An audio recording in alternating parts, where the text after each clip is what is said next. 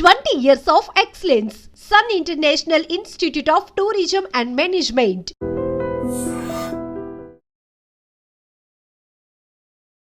Hi hello నమస్తే, welcome to I dream media. నేను మీ శ్రావ్య. ప్రతి ఒక్కరికి మనకు వచ్చే ఇన్కమ్ని సరైన మార్గంలో ఇన్వెస్ట్ చేయాలి, ఇన్వెస్ట్ చేసిన తర్వాత సరైన లాభాలు తెచ్చుకోవాలనేది ప్రతి ఒక్కరికి ఉంటుంది. కానీ ఒక అడ్వైజర్ లేకపోతే మనకి ఎలా మార్గాలు అనేది తెలియదు.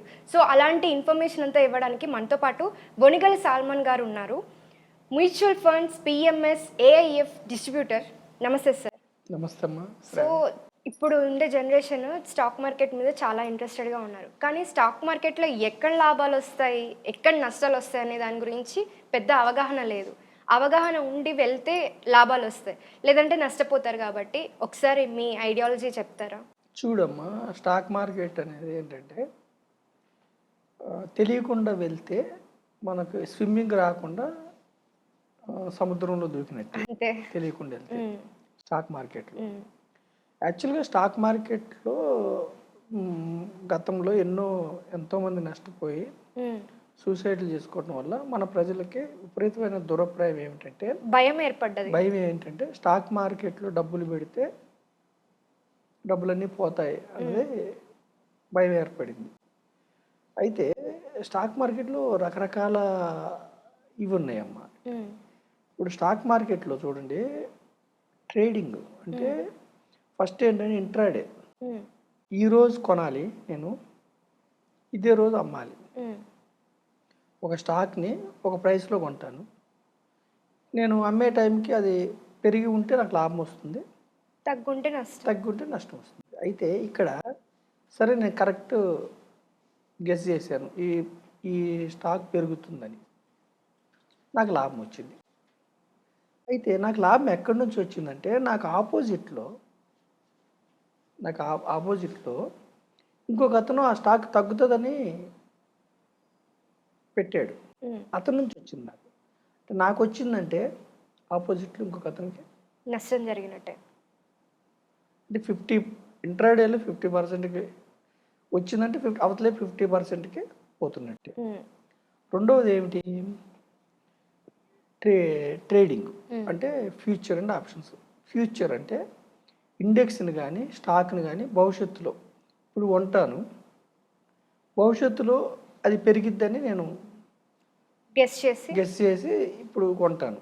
లేదంటే ఇప్పుడు అమ్ముతాను, భవిష్యత్తులో తగ్గుతుంది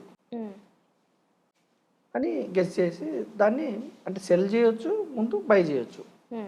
అది కాంట్రాక్ట్. అయితే హిస్టారికల్గా డేటా చూస్తే ట్రేడింగ్లో సక్సెస్ అయిన వాళ్ళు కొద్దిమంది, ప్రాబబిలిటీ కొద్దిమంది. ఓకే, అంటే అక్కడ ఏమిటంటే మీకు మజా వస్తుంది, వచ్చినప్పుడు ఈజీ మనీ కదా అని ఎంజాయ్ చేస్తాం. ప్రాబబిలిటీ ఏమిటంటే పోయే వాళ్ళ అవకాశాలు ఎక్కువ ఉన్నాయి. అందుకనే securities exchange board of India ఏం చెప్తుందంటే, హెచ్చరిక చేస్తుంది, ట్రేడింగ్ని అర్థం చేసుకోకుండా మీరు ట్రేడింగ్లోకి వెళ్ళొద్దు అని చేస్తుంది. ఇక్కడ డబ్బులు పోతున్నాయి స్టాక్ మార్కెట్లో. రెండోది ఏం చేస్తున్నాము అంటే, మంచి కంపెనీ, స్టాక్ మార్కెట్ అంటే స్టాక్స్ అమ్మే మార్కెట్, కంపెనీస్లో ఓనర్షిప్. మీకు ఎక్స్చేంజ్ ద్వారా కొనుక్కుంటాం, కంపెనీస్లో ఓనర్షిప్ మంచిది. మీరు పెద్ద పెద్ద బ్యాంక్స్లో ఓనర్స్ అవ్వచ్చు, ఫార్మా కంపెనీస్లో అవ్వచ్చు, హాస్పిటల్స్ అవ్వచ్చు. అంటే బిజినెస్లో సక్సెస్ అయిన పెద్ద కంపెనీస్లో మీరు కూడా పార్ట్ ఓనర్స్ అవ్వచ్చు. ఇది మంచిది యాక్చువల్గా. అయితే కామన్ మ్యాన్ ఏం చేస్తారంటే అమ్మా, పెద్ద కంపెనీస్, లాభాలు వచ్చే కంపెనీస్ షేర్స్ పెరుగుతూ ఉంటాయి దీర్ఘకాలంలో. డిమాండ్ అండ్ సప్లై పెరుగుతున్నప్పుడు ఏం చేస్తారంటే, ఆ రేట్స్ ఎక్కువ ఉండటం వల్ల, షేర్స్ రేట్స్, కొత్తగా వచ్చే యూత్ కానీ కొత్తగా స్టాక్ మార్కెట్కి వచ్చే వాళ్ళు ఏం చేస్తారంటే తక్కువ రేటు ఉన్న స్టాక్స్ కొనడానికి ప్రిఫరెన్స్ ఇస్తారు. ఓకే, వాటిని పెన్నీ స్టాక్స్ అంటారు. ఆ కంపెనీ స్టాక్ తక్కువలో ఎందుకు ఉంటుంది, దాన్ని కొనే నాదుడు లేకపోవడం వల్ల తక్కువకి వచ్చింది. ఓకే, డిమాండ్ లేకపోవడం లేదు. ఆ కంపెనీస్కి నష్టాలు రావటం వల్ల, ఒకప్పుడు మంచి రేట్లో ఉన్న స్టాకు ఆ కంపెనీస్కి నష్టాలు రావటం వల్ల తగ్గింది. పెన్నీ స్టాక్స్ కొనుక్కుంటారు. అంటే వాళ్ళ ఉద్దేశం ఏమిటంటే, ఒక లాటరీ లాగా వేద్దాము, ఓకే. లాటరీ లాగా వేస్తే పెరిగినప్పుడు బాగా వస్తాయి, అదొక తప్పు చేస్తారు.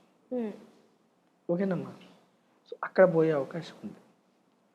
కొన్ని కంపెనీస్ ఇప్పుడు స్ట్రాంగ్గా ఉంటాయి, కొన్ని అడ్మినిస్ట్రేషన్ వల్ల కావచ్చు, వాళ్ళ ప్రోడక్ట్ సరిగా సేల్స్ సరిగా లేకపోవడం వల్ల కావచ్చు, కొన్ని కారణాల వల్ల ఫెయిల్ అవుతాయి కొన్ని, అక్కడ నష్టాలు వస్తాయి. అంటే ఒకటి అర్థం చేసుకోవాల్సింది ఏంటంటే స్టాక్ మార్కెట్లో ఫస్ట్ థింగ్ గ్యారంటీ రిటర్న్స్ ఉండవు, దేంట్లోనూ ఉండవు మనకి. దేంట్లో కూడా subject to market risk. Market risk అంటే ఇప్పుడు ఎందుకంటామంటే ఇది ఓనర్షిప్. కంపెనీస్లో ఓనర్కి ఎప్పుడైనా ఏ కంపెనీ అయినా ఓనర్కి గ్యారంటీ ఉండదు, అవును సార్. ఎంప్లాయీకి గ్యారంటీ ఉండదు.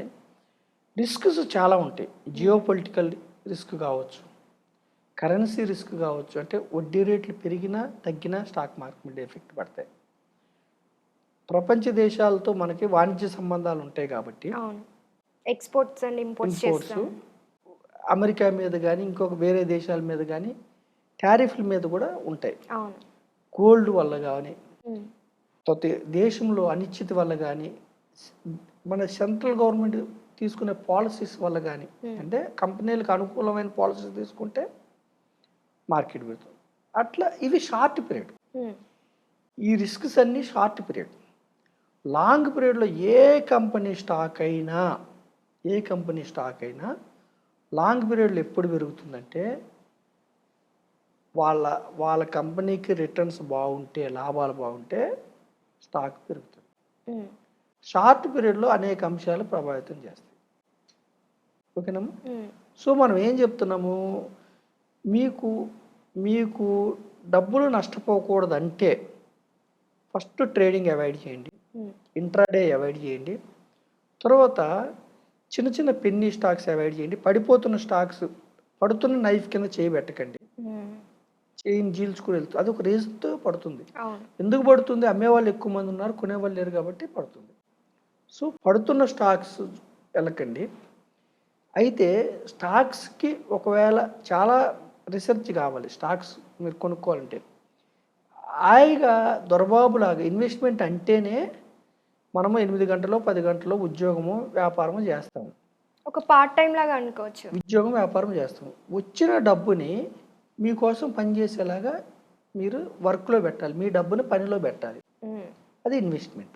పనిలో పెట్టి మళ్ళీ మీరు పని చేస్తే ఎట్లా? మీరు కంపెనీస్ రీసెర్చ్ చేయాలంటే మళ్ళీ మీరు పని చేయాలి. 5,000 కంపెనీస్లో ఏ కంపెనీ చూజ్ చేసుకుంటారు, ఏ సెక్టార్ని చూజ్ చేసుకుంటారు? మీ సక్సెస్ అయితే ఎక్కువ రావచ్చు. అందుకే మనం ఏం చెప్తున్నామంటే డబ్బులు పోకూడదు అంటే మీరు మీ డబ్బులు ఎప్పుడు కూడా ఒకే కంపెనీలో పెట్టకుండా డైవర్సిఫికేషన్ చేయాలి. మీ దగ్గర 100 రూపాయలు ఉంటే ఒకే కంపెనీలో పెట్టకుండా ఒక 30 కంపెనీస్, ఒక 50 కంపెనీస్లో పెట్టాలి, డిఫరెంట్ సెక్టార్స్లో పెట్టాలి. ఓవర్ డైవర్సిఫికేషన్ చేయకూడదు.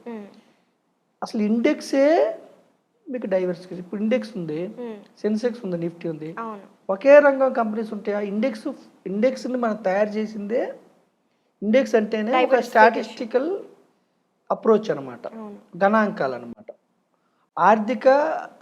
మన యొక్క ఆర్థిక వృద్ధికి సూచికలాగా చేస్తారు, డైవర్సిఫికేషన్ చేస్తారు. ఇండెక్స్లో పెడితే మీ డబ్బు వివిధ రంగాల్లోకి వెళ్తుంది. తర్వాత మీ డబ్బు వివిధ కంపెనీస్, ఇండెక్స్లో ఒక కంపెనీకి ఎంటర్ అవ్వాలంటే ఒక పారామీటర్స్ ఉంటాయి, అలా వెళ్తాయి. సో పేద ప్రజలు కానీ, మధ్యతరగతి వారు కానీ, అంటే పెద్దవారైనా కానీ ఇండెక్స్లో పెడితే డబ్బు జీరో కాదు, ఫస్ట్ థింగ్. పైగా హిస్టారికల్గా ఏంటంటే, హిస్టారికల్గా మీరు ఒక 5 ఇయర్స్, ఒక 10 ఇయర్స్ ఉంటే బ్యాంకు ఎఫ్డి కంటే బ్యాంకులో 7% వస్తే 12%, 13% పైన వస్తున్నాయి. నిఫ్టీ స్మాల్ క్యాప్ ఇండెక్స్ కావచ్చు, నిఫ్టీ మిడ్ క్యాప్ కావచ్చు, నిఫ్టీ 100 కావచ్చు, నిఫ్టీ 50 కావచ్చు. మీరు కంపెనీస్లో ఓనర్స్ అయితే దీర్ఘకాలంలో బ్యాంక్స్ కంటే ఎక్కువ వస్తున్నాయి. మరి ఇక్కడ కూడా గ్యారంటీ ఉంటుందంటే అర్థం చేసుకోవాల్సింది ఏంటంటే గ్యారంటీ ఉండదు. లాభాలు అనేది మనం ఫిక్స్డ్గా చెప్పలేము. అసలు ఈక్విటీస్ కానీ ఇండిసెస్ కానీ ఇండెక్స్లో రిటర్న్స్ కానీ యాక్టివ్ మ్యూచువల్ ఫండ్స్లో రిటర్న్స్ కానీ గ్యారంటీ ఉండదు.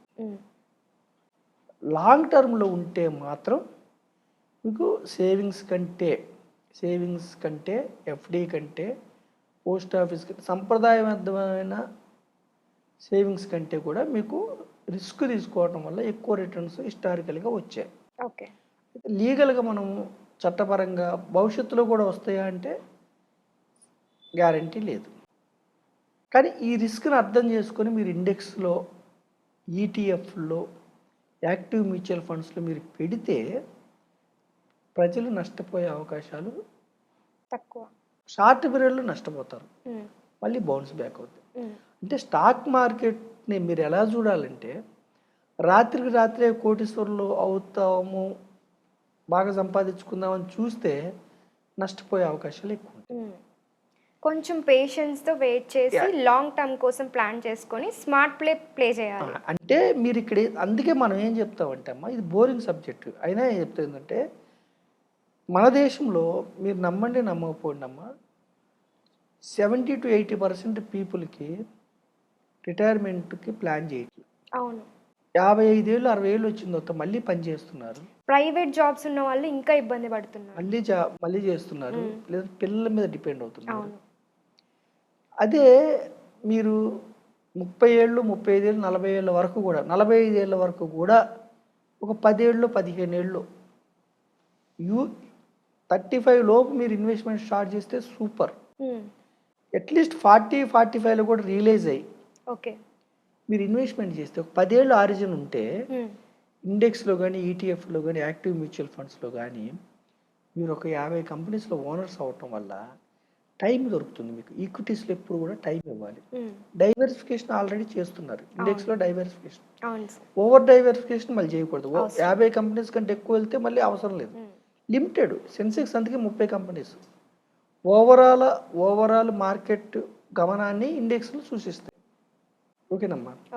సో మనం ఏం చెప్తున్నాము, మీరు నష్టపోకూడదు అనుకుంటే, షార్ట్ పీరియడ్లో నష్టం వస్తుంది, దీర్ఘకాలం నష్టపోకూడదు అనుకుంటే ఇండెక్స్ల్లో, ఈటీఎఫ్లో, యాక్టివ్ మ్యూచువల్ ఫండ్లో మీరు పెట్టండి. అయితే ఇక్కడ ప్రజలు అర్థం చేసుకోవాల్సింది ఏంటంటే నెల పెట్టవచ్చు, లంసం పెట్టవచ్చు.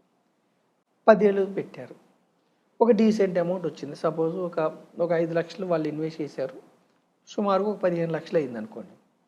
15 లక్షల దగ్గర గ్యారంటీయా? చెప్పలేదు. ఖచ్చితంగా పెరుగుతుంది, తగ్గుతుందా? 15 లక్షల తర్వాత కూడా ప్రతిరోజు ఆ రోజు యొక్క మార్కెట్ పరిస్థితిని బట్టి తగ్గొచ్చు. అయితే ఇక్కడ నేను చెప్పేది ఏమంటే 10-15 ఏళ్ళ తర్వాత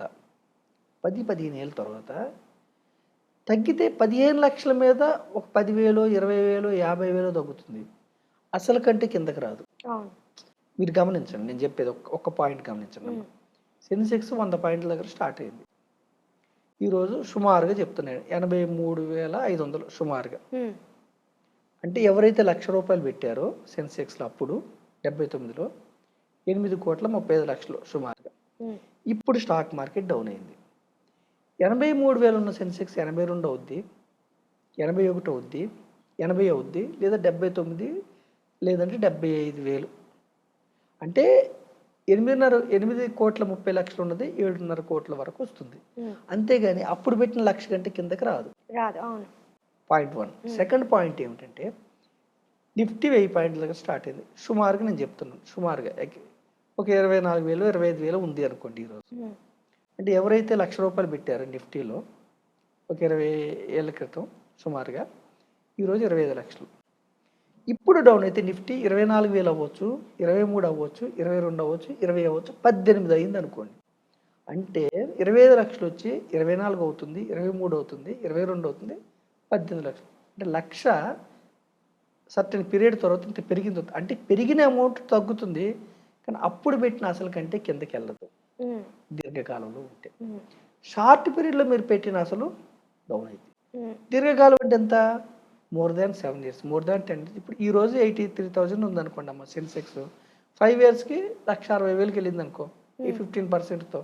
ఇంకొక 5 yearsకి 3,20,000. అంటే 15% వస్తే ఎవ్రీ 5 yearsకి డబుల్ అవుతూ ఉంటుంది. 15% వస్తే 12% వస్తే రిటర్న్ ఎవ్రీ 6 years డబుల్ అవుతుంది. ఒక 10 years తర్వాత ఏమవుతుంది? సెన్సెక్స్ పెరుగుతుంది. 80,000 ఎక్కడో ఉంటుంది, ఒక 3 లక్షలు 4 లక్షలు, అప్పుడు డౌన్ అయింది అనుకోండి అమ్మా, మీ పెరిగినప్పుడు డౌన్ అవుతుంది కానీ మీరు ఇప్పుడు పెట్టిన అసలు కంటే డౌన్ కాదు. అవును. కానీ షార్ట్ పీరియడ్ ఈ రోజు పెట్టారు, నెక్స్ట్ ఇయర్కి అసలు కూడా డౌన్ అవుతుంది. ఇది అర్థం చేసుకోవాలి. మీ ఎపిసోడ్ ద్వారా నేను ఏం చెప్తున్నానంటే అమ్మా, పోయే ఎక్కడ పోతుందో స్టాక్ మార్కెట్లో మనం చెప్పాం. అవును సార్. పెన్నీ స్టాక్స్ కానీ ఇండిపెండెంట్ స్టాక్స్ ట్రేడింగ్ దగ్గర కానీ కానీ పోతుంది. అదే మీరు ఒక professional management, index funds, ETFs, active mutual funds, diversified, మళ్ళీ అందులో కూడా ఒకే ఇండెక్స్లో డైవర్సిఫికేషన్ ఉంటుంది. అదే మీరు యాక్టివ్ మ్యూచువల్ ఫండ్స్ తీసుకుంటే, సెక్టార్ ఫండ్స్ కాకుండా డైవర్సిఫైడ్ ఫండ్స్ తీసుకుంటే లాంగ్ రన్లో మీ డబ్బు పోకుండా ఒక డీసెంట్ రిటర్న్ జనరేట్ చేసుకునే అవకాశాలు మీకున్నాయి. అందుకే కామన్ మ్యాన్కి ఏం చెప్తున్నామంటే, సేవర్స్గా ఉండొద్దు బ్యాంక్స్లో. సేవర్స్గా ఉంటే మీ డబ్బు సేఫ్, రిస్క్ ఉండదు, కానీ ఇన్ఫ్లేషన్ రావట్లా, మనకి రిటర్న్స్ అనేది చాలా తక్కువ ఉంటుంది. మరి మీరు ఈరోజు డబ్బు దాచుకున్నారమ్మా బంగారం కొనుక్కోవడానికి 1 లక్ష రూపాయలు, నెక్స్ట్ ఇయర్కి బంగారం 10% పెరిగింది అనుకో, 1,10,000 అయింది. మీకు ఎఫ్డీలో 7% పెరిగింది, 1,07,000 అయింది. 3% మీ చేతిలోంచి డబ్బు హరించిపోయిందా? అవును. అంటే మీరు పెట్టే డబ్బు ఎక్కడుండాలి? ఇన్ఫ్లేషన్ బీట్ చేసి దగ్గర ఉండాలి. అది ఎక్కడ వస్తుంది? ఈక్విటీస్లో వస్తుంది. సో ఈక్విటీస్లో ఇక్కడ రమ్మంటున్నాం మనం.